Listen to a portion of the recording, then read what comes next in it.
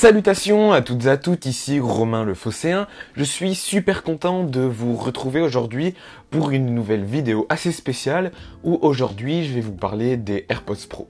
J'avais hésité à vous faire un test sur 2-3 mois, mais je me suis dit que finalement c'était intéressant de vous proposer comme ça un test à long terme entre guillemets, où je vous propose un an après mon avis concernant les AirPods Pro. Bref, en tout cas, avant d'introduire cette vidéo, je voudrais savoir un petit peu vous dans les commentaires, est-ce que ce genre de vidéo comme ça, review long terme, vous intéresse? J'attends votre avis dans les commentaires. En tout cas, nous, on va commencer donc cette vidéo où je vais vous proposer simplement plusieurs parties, où je vais vous expliquer un an après ce que je pense de ces petits AirPods Pro.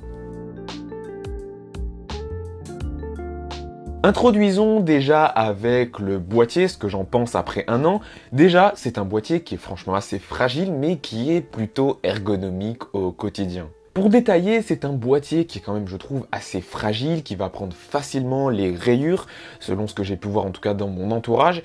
Et ce que je vous recommande réellement avec ces AirPods Pro, c'est de prendre une protection en plus de vos AirPods. Donc prenez genre 5-6 € de plus dans votre budget et prenez-vous une petite coque. Ici, j'ai celle de chez Elago qui est en noir, mais qui est disponible en plein de coloris. De toute façon, je mets les liens dans la description si ça vous intéresse. Mais en tout cas, je vous recommande, et en tout cas, moi j'aime bien la noire, puisque ça fait un beau contraste entre le noir et le blanc. Sinon, pour revenir au boîtier en lui-même, il est agréable, il est surtout compact, il va rentrer facilement dans une poche et même une poche de jean. Ça c'est hyper important, mais beaucoup de constructeurs oublient la portabilité des écouteurs. En tout cas, personnellement, l'ergonomie du boîtier après un an, c'est quelque chose qui me facilite réellement la vie, malgré le fait que il faut quand même protéger vos AirPods Pro. Maintenant, on va pas se mentir, le plus important c'est ce qu'il y a à l'intérieur des AirPods Pro et justement je vais vous expliquer tout ça. Avant de parler de son, parlons du design des écouteurs en eux-mêmes et pour être clair avec vous, on a affaire à des écouteurs ergonomiques mais pas iconiques, je m'explique. Le design des écouteurs en eux-mêmes sont vraiment réussis, on a un bel air de modernisme à travers ces AirPods Pro, moi j'aime beaucoup. Ils sont en plus légers, ils sont agréables,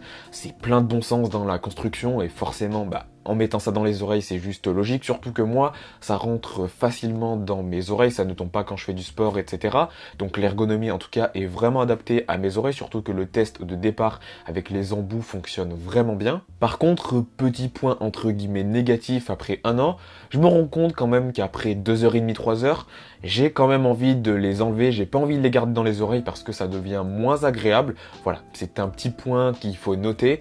Voilà, par rapport à des AirPods classiques par exemple qu'on peut garder beaucoup plus facilement dans les oreilles pendant une longue durée, les AirPods Pro c'est sûr qu'au bout d'un moment on en aura un petit peu marre et moi lorsque j'ai des longs trajets je vais pas prendre les AirPods Pro mais je vais plutôt partir vers un casque qui sera plus adapté à cela. Après, maintenant, ce qui est important, c'est forcément la partie son d'une paire d'écouteurs. C'est ce qui fait la différence aussi par rapport à d'autres concurrents parfois. Mais ici, les AirPods Pro sont pas forcément incroyables. C'est un bon son simplement. C'est vraiment ce qu'il faudrait retenir en quelques mots. Mais pour entrer quand même dans les détails, on a un son, je trouve, qui est relativement équilibré, qui n'a pas vraiment au final aussi de réelle personnalité. Mais ce qu'il y a à retenir aussi, c'est que c'est quand même un son qui est adapté à la plupart d'entre nous. Si vous n'êtes pas vraiment un audiophile aguerri, les AirPods Pro, vous allez vraiment en être satisfait en matière de son. Par contre, si vraiment vous êtes très exigeant en matière de son, les AirPods Pro, c'est pas forcément ce qui va se faire de mieux pour vous, mais à part vraiment pour les audiophiles de première catégorie, oui les AirPods Pro, ça fait largement le taf. En tout cas, moi personnellement, en matière de son, j'en suis quand même plutôt satisfait. En matière de son aussi, il y a tout ce qui va entourer le son en matière de fonctionnalité qui fait que j'apprécie aussi ces AirPods Pro. Je pense notamment à l'arrivée de l'audio spatial. Ça, c'est juste incroyable, c'est exceptionnel comme fonctionnalité. Et pour être clair avec vous, c'est quand même vraiment cool lorsqu'on est dans l'écosystème Apple. On a plein de petites fonctionnalités avec ces AirPods Pro. D'ailleurs, je tiens à vous le dire, c'est vraiment des écouteurs adaptés à l'écosystème Apple. D'ailleurs, avant de passer à la suite, vu qu'on est dans la partie son également, j'ai noté que les micros des AirPods Pro par contre étaient assez catastrophiques. C'est assez calamiteux lorsqu'on passe des appels, etc. Franchement, ils sont pas mauvais, mais c'est pas digne d'écouteurs haut de gamme en fait. Donc voilà, si vous passez par exemple pas mal d'appels de manière professionnelle, les AirPods Pro, je suis pas sûr que ça soit vraiment la meilleure paire d'écouteurs. Sinon, vu qu'on est dans les fonctionnalités, je peux évidemment vous parler de la réduction de bruit qui est vraiment plutôt bonne. C'est pas la meilleure, certes, mais elle est franchement largement au rendez-vous. La réduction de bruit est efficace dans des lieux où il y a besoin d'un isolement supplémentaire, en plus de la réduction de bruit passive. Cette réduction de bruit active est réellement de bonne qualité, elle est réussite, mais par contre, il faut le savoir, elle est moins importante que d'autres concurrents que j'ai pu tester. Je crois que j'en avais fait une vidéo sur la chaîne, donc n'hésitez pas à aller voir d'ailleurs. Mais voilà, c'est quand même largement au rendez-vous, on va être clair et net ici. Pour parler du mode transparence, il est bluffant en fait. Le mode transparence, vous avez l'impression de simplement ne pas avoir d'écouteurs. C'est juste bluffant. Vraiment, j'ai pas d'autres mots. C'est exceptionnel ce qu'a réussi à faire Apple ici.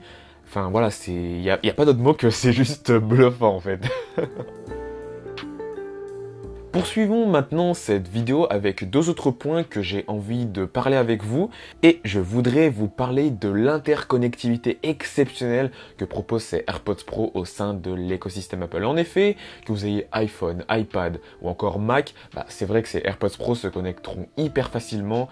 Voilà, ça c'est vraiment du bon sens et moi j'apprécie beaucoup. Avoir des écouteurs qui s'appairent facilement, voilà, c'est juste du bon sens et de la simplicité au quotidien. Et pour finir, je voudrais vous parler un petit peu d'autonomie, car personnellement, elle se dégrade un petit peu, mais rien de bien alarmant, je m'explique. Mes écouteurs, globalement, tiennent quand même facilement la batterie. Voilà, j'ai pas eu de soucis de batterie très important. Mais il faut se le dire tout de même, moi personnellement, ayant un usage quand même assez contemporain des écouteurs, je trouve tout de même que je constate une petite baisse d'autonomie. Ça se voit quand même pendant l'expérience, on a une toute petite baisse. Forcément, on a des toutes petites batteries dedans, donc ça peut paraître aussi assez logique. Mais voilà, ça se voit quand même après un an. Rien de bien alarmant certes, comme j'ai dit au début, mais bon, c'est quelque chose qu'il faut réellement noter tout de même. Un petit point aussi qui peut être dérangeant pour certains d'entre vous, c'est qu'il faut savoir que la charge qui se fait d'ailleurs en Lightning, toujours pas d'USB-C, il faut savoir qu'elle est quand même assez lente. On n'a pas du tout de charge rapide ou que sais-je, non.